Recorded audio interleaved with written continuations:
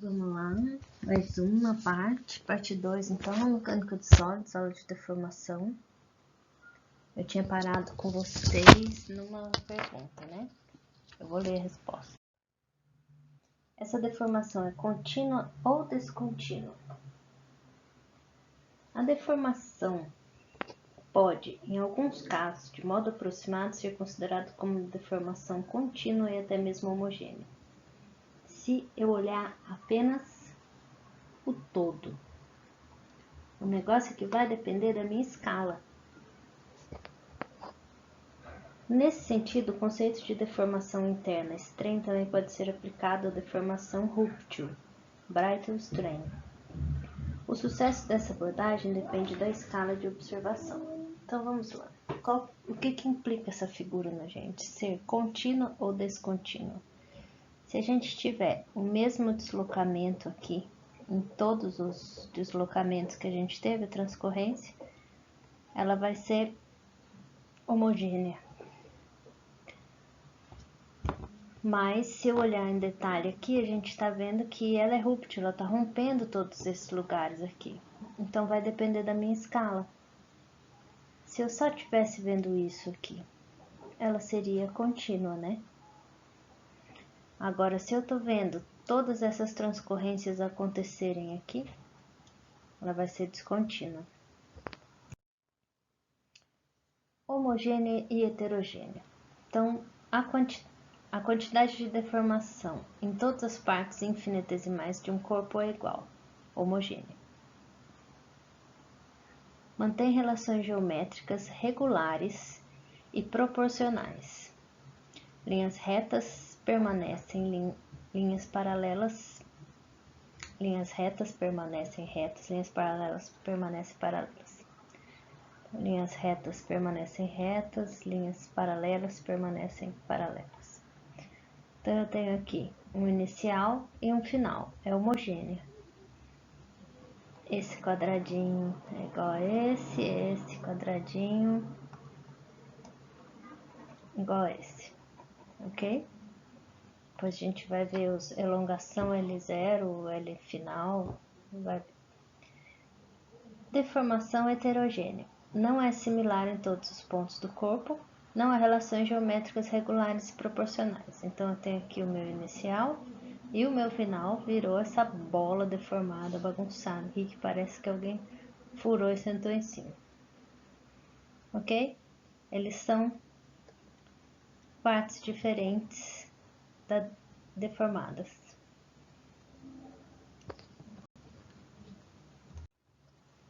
Continuando. Então, como que a gente vai saber o que é simples e o que é puro, né? Então, a gente tem aqui um inicial indeformado. Tô tentando não usar o vermelho assim, ó, mas tá difícil. Indeformado. Ih, não consigo. E esses elementos simples. Então, os bichinhos deformaram para cá. Não são mais redondinhos, eles estão com esse eixo um pouquinho maior que esse. E esses elementos puros. O que aconteceu? Estirou todos, deformou todos aqui, compridinhos, mudou esse. Ok? Então, o meu inicial era esse, o meu final era esse. O puro aqui, com esse desenho, o simples aqui, com esse desenho. Deformação heterogênea. Então, eu tenho um cubo aqui, com os desenhos dentro dele, e aí como que eles vão ficar depois. Então, esse é o meu estado inicial. Eu podia também ter feito bolinhas para a gente ter os nossos elipsóides de deformação, ok? Vou mostrar um experimento para vocês, depois vou gravar ele. Então, eu tenho um domínio aqui com uma super deformação, né? Mas cadê meu mouse? Essa é uma deformação homogênea, por quê? Eles estão tendo outra mudança, além dessa daqui, que a gente está vendo aqui dentro. Ó, mudou aqui, no máximo estirou um pouquinho desse lado e ela tá homogênea. Aqui a gente tem o quadradinho estirado, todo por igual. Não tem deformação diferente se eu dividir ele no meio. Vamos nos componentes básicos de deformação. Esse slide eu acho que ele não está mostrando tudo que a gente tem para ver, viu? Vamos lá. Então, vamos lá. Translação de um corpo rígido. Ele está no inicial aqui e simplesmente ele foi deslocado para lá. Então, não tem variação de volume, eu desloquei ele. Então, ele saiu do inicial aqui e foi para lá. A rotação de um corpo rígido. Eu estou com ele inicial aqui, rodei, ele não mudou o volume, eu simplesmente rotacionei ele sem mudar essa forma, sem mudar o volume. Com distorção de forma, eu tenho um inicial quadrado e rodei. Agora distorceu a minha forma, tá? Então, o que antes ele não volta era o quadradinho aqui, agora eu mudei. E se eu, por acaso, tenho o inicial grande e ele fica pequeno, eu tenho as minhas tensões apertando ele, mudei o volume. Então, se eu tenho um arenito, por exemplo, que foi comprimido, ele vai ficar menorzinho, o volume dele vai diminuir. Vamos um por um. Deformação de um corpo rígido, então, translação. Vai envolver o movimento do corpo de um local para o outro. Então, é uma mudança de posição, tá? Eu tenho uma posição inicial azul aqui, mudo para uma posição final rosa aqui. Não tem modificação relativa dos pontos internos ao corpo. Não há rotação e os vetores de deslocamento são linhas retas. O meu vetor de deslocamento está aqui, ok? Linhas retas. Na translação, então, eu tenho o meu 1 aqui e vou chegar no meu 2 aqui. Meu campo de deslocamento é reto, a trajetória das minhas partículas é reta.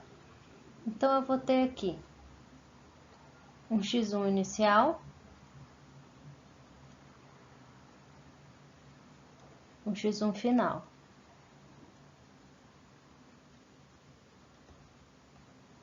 Ok? Então, eu tenho x', x, duas linhas. Então, vamos lá. x1, x2. Meu x1 vai ser igual a x1 mais 5. Tô contando.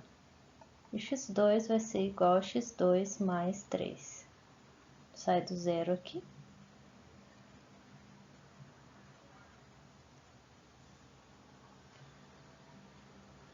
Movimento 3 no x2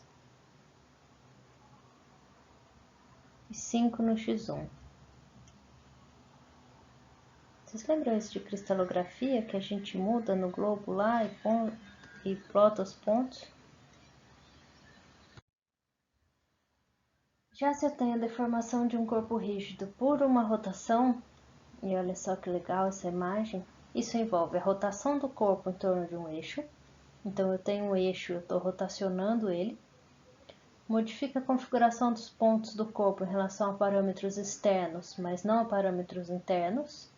Não há translação envolvida, então eu não movimentei ele de lugar.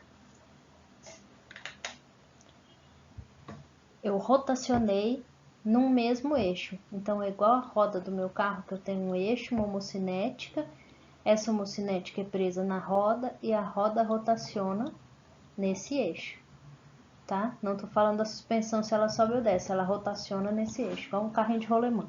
Você não muda a suspensão, né? O carrinho de rolemã você tem um rolamento colado na roda lá no eixo. Então eu tô rotacionando. Rotacionei a minha esfera aqui.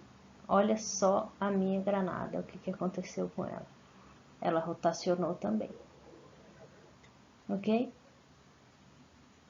Isso é um livro do Pasqueira e do Trou, de microescala, né? Microdeformações. Já na deformação de corpos não rígidos, uma distorção é uma deformação não rígida que envolve mudança de espaçamento dos pontos internos ao corpo. A forma do corpo é modificada com ou sem mudança de volume. Então, eu estava no meu inicial quadrado aqui. E a minha forma final é essa daqui. Dei uma entortadinha nela ali. Deformação de corpos não rígidos, que é a dilatação, é a variação de volume. Uma dilatação não rígida envolve modificação no volume do corpo, expansão ou contração, então eu posso aumentar ou diminuir. Mas a forma desse corpo não se modifica. Os comprimentos da linha entre pontos mantêm-se uniformes. Então eu tenho aqui, ó, A, B, tudo retinho, tá igualzinho. Ela só diminuiu em todas as laterais. Então a minha forma inicial é essa, a minha forma final é essa. Eu comprimi. A equação, então, para essa deformação homogênea genérica vai ser AX1 mais BX2 mais T1, sendo que T1 ou T2 são os componentes de translação que podem ser desprezados. Então, a gente vai ter, na verdade, uma elongação. Vamos chegar lá. Tá? A, B, C, D do nosso corpo lá, o que que transformou depois, como que vai ser uma coisa com a outra, mais ou menos, né? Bom, vou continuar. Dizer para vocês que essa aula não está sendo fácil, tive que parar ela para gravar de novo, porque eu tive que sentar para estudar um pouco bastante, eu diria para vocês. Os slides não estavam fáceis de entender dessa aula, então eu vou continuar daqui para a gente chegar numa fórmula algébrica que preenche uma matriz. Então, nosso x' e nosso y' vai ser a deformação 1,x, deformação 1,2y. Deformação 2,1x, deformação 2,2y. Aí vocês lembram da primeira aula, como que a gente monta essa matriz. Então, vai ficar o x' e y' igual D11, D12, D21, D22, x e y. Então, x vai ser uma deformação, x' vai ser uma deformação de x. D é a matriz de formação ou tensor do gradiente. Vou falar o nome errado, de posição. E então, a partir dessa matriz, a gente estabelece as características da deformação. Isso é a fórmula que a gente tem para tirar as características. E aí, para frente, a gente vai ver quais são essas deformações. Então, a gente tem homogênea, de cisalhamento puro e cisalhamento simples. O cisalhamento puro vai ter um encurtamento ao longo do eixo Z, extensão ao longo do eixo X do elipsoide. Puro, não estou trabalhando com 3, estou com 2. As linhas principais dos eixos dos elipsoides não rotacionam, tá? É uma deformação coaxial. Cisalhamento simples. As linhas dos principais eixos dos elipsoides de formação rotacionam conforme a progressão da deformação. Deformação não coaxial. Quando vocês fizerem a prova, fica mais fácil de entender. Então, a gente tem aqui um cisalhamento puro. Presta atenção nos eixos. Então, tem meu X aqui, meu eixo Z aqui. Encurtei esse e aumentei esse. Então, minha deformação sai do 0, 20%, 50%, 75%. Aqui a gente tem o strain, que vai ser o eixo maior sobre o eixo menor. Então, a gente vai ter aqui um ângulo θ e o nosso ponto x, y. E aí, depois da deformação, a gente tem um θ', um número aqui menor, um número aqui maior, então vai ser o meu y, aqui é o meu y, desculpa, aqui vai ser o meu y', aqui vai ser o meu x'. Então, aqui eu tenho cisalhamento aqui 3, cisalhamento aqui 1, meu novo θ, e aqui eu vou ter um outro ponto que vai ser o x1, y1, tá? Então, a gente tem o inicial e o final.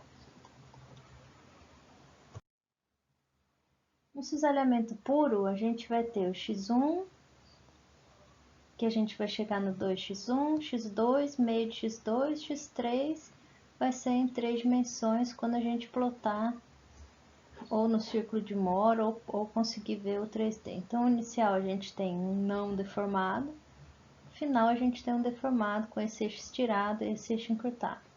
Quando eu fizer isso, a minha matriz de deformação do cisalhamento puro vai ser K, K-1, 0, 0. Porque o K vai ser o x2 sobre o x1. Lembra lá como que as nossas forças acontecem quando a gente deforma. No cisalhamento simples, a gente tem a rotação, então, no puro a gente não tem a rotação, nesse a gente tem a rotação.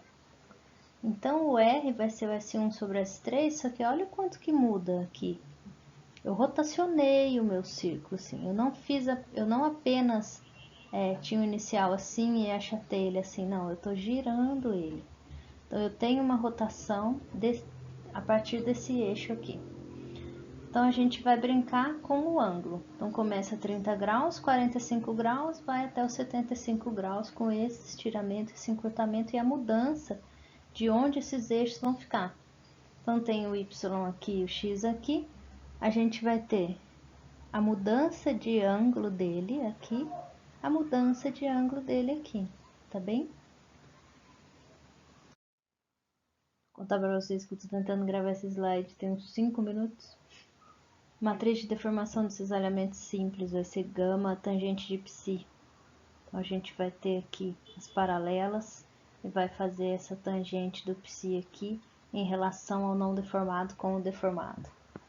Tá? Então, o meu inicial tá aqui, o meu psi vai ser esse ângulo aqui.